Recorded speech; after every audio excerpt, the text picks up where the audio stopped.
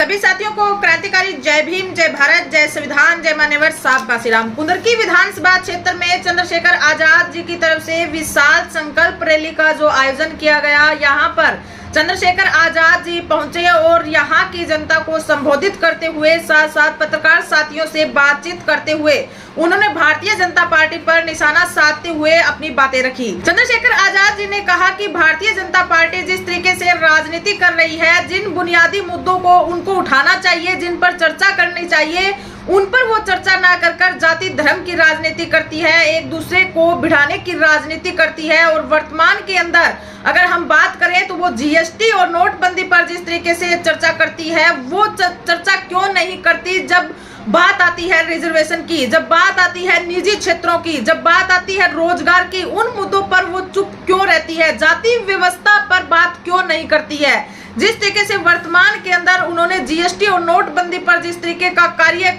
किया और उनके ऊपर जो खुलकर वो बोल रहे हैं, तो वर्तमान के अंदर जाति व्यवस्था पर जाति विहीन समाज बनाने के लिए उस पर काम क्यों नहीं करती है। हम भारतीय संविधान को मानने वाले हैं और गर्व से कहते हैं कि हम भारतीय हैं, लेकिन भारतीय जनता पार्टी पर निशाना साधते हुए चंद्रशेखर आजाद जी ने कहा कि जिस तरीके से भारतीय जनता पार्टी जो राजनीति करती है वो जाति धर्म के आधार पर राजनीति करती है। जिन मुद्दों को उन्हें उठाना चाहिए और जिन मुद्दों पर उन्हें चर्चा करनी चाहिए, उन मुद्दों पर ये मौन रहते हैं। जो जाति विहीन समाज की बात इन लोगों को करनी चाहिए। हम सबसे पहले भारतीय हैं और भारतीय संविधान हमें ये बोलता है कि हम भारतीय हैं और हम गर्व से कहते हैं कि हम भारतीय हैं, लेकिन जो जाति व्यवस्था इस देश के अंदर विद्यमान है उस पर भारतीय जनता पार्टी काम क्यों नहीं करती है। नोटबंदी और जीएसटी जैसे मुद्दों पर खुलकर भारतीय जनता पार्टी अपनी बातें रखती है, लेकिन वर्तमान के अंदर जो जाति धर्म जिस तरीके से आज वो राजनीति कर रही है और जातीय व्यवस्था इस देश के अंदर जो विद्यमान है,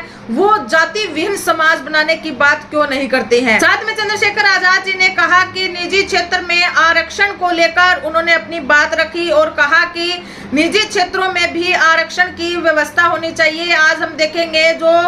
सरकारी सेक्टर है उनको प्राइवेट किया जा रहा है और यहाँ पर जिस समाज की भागीदारी होनी चाहिए थी, जो रिजर्वेशन होना चाहिए थे, जो संविधान के अंदर भी सरकारी सेक्टरों में जो रिजर्वेशन की व्यवस्था की गई, उसी तर्ज पर निजी क्षेत्रों के अंदर भी रिजर्वेशन की व्यवस्था होनी चाहिए। वहां पर भी दलित, वंचित, पिछड़े समाज को अवसर देना चाहिए और वहां पर रिजर्वेशन की व्यवस्था करते हुए समाज के हर एक वर्ग की भागीदारी वहां पर सुनिश्चित करनी चाहिए। दूसरा, भारतीय जनता पार्टी जिन मुद्दों को लेकर चलती है, जाति धर्म के आधार पर जो राजनीति करते हैं, उनसे परे हटकर जो राजनीति करनी चाहिए वो देश के बुनियादी मुद्दों को ध्यान में रखते हुए करनी चाहिए और वर्तमान के अंदर जो मुद्दे हैं उन पर चर्चा करनी चाहिए। लेकिन वो ऐसा नहीं करते हैं। जब भी चुनाव आते हैं तो धर्म और जाति के आधार पर एक दूसरे का बंटवारा कर वो राजनीति करने का काम करते हैं। लेकिन अब की बार उत्तर प्रदेश के अंदर जो कुंदरकी विधानसभा सीट है या अन्य जो विधानसभा क्षेत्र है जहां से आजाद समाज पार्टी चुनाव लड़ रही है, वहां की जनता ने इनकी रणनीतियों को पहचान लिया है, इनके षड्यंत्रों को पहचान लिया है और अब की बार विधानसभा क्षेत्र में इन्हें वो जवाब देगी। अपने वोट के माध्यम से